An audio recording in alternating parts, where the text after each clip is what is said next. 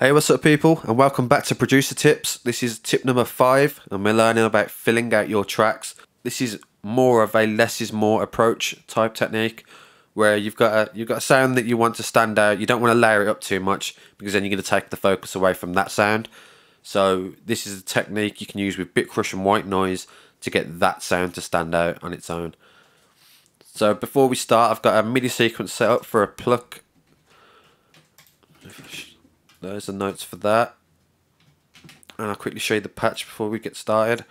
So this is Inspire, and I believe it's from the factory banks that come with it, factory number 3, and I've chosen a pluck preset. I've messed around with it, I've lowered the amount on the envelope that's going to the filter, and I've also opened up the decay so that the notes are a bit longer, and that sounds like this.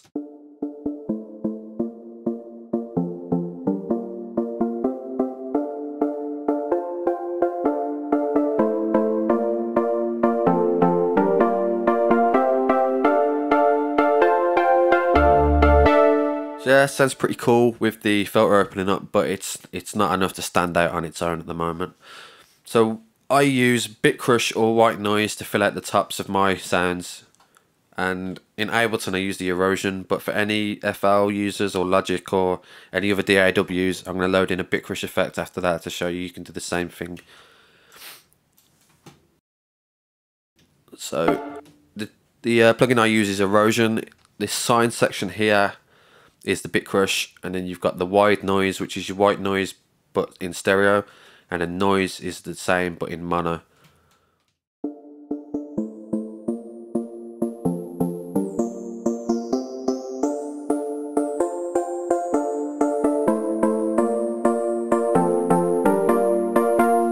The reason I use the erosion instead of the Bitcrush plugin is because of this little frequency section here. You can create some really cool effects if you automate the frequency.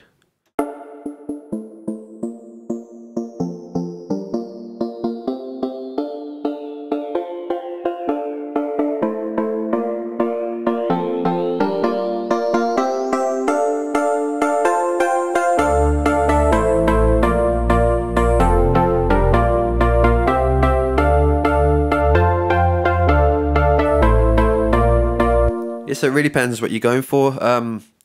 If you're just looking for a little bit of subtleness, then yeah, don't raise the amount too much. But I mean, you can boost it up pretty high if that's your desired effect. I know Calvin Harris is mad for his Bitcrush on his sounds and his intros and stuff.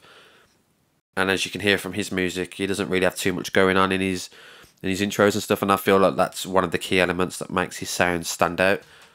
So I'll show you the same with White Noise now.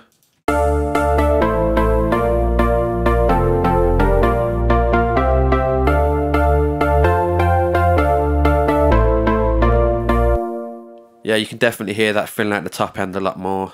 And now I'm going to show you with the Redux in Ableton, which is Ableton's standard Bitcrusher.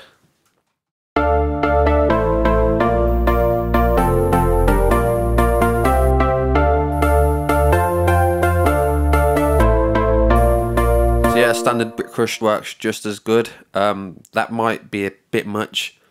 I don't know if Logic or FL has a driver on their Bitcrushers. I think Logic does actually from using it. But you can create one for any Ableton users by grouping the Bitcrush, opening the chains, creating a new chain, and we'll call this dry, wet.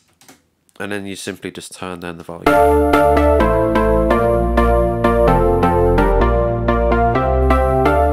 You still get the effect, but you can determine how much you want it to actually affect the sound. And yeah, that was today's tip. I hope you found it helpful. Let me know how it goes in your music, and if you have any more recommendations, then please leave them in the comments. And I'll see you guys soon. Thanks.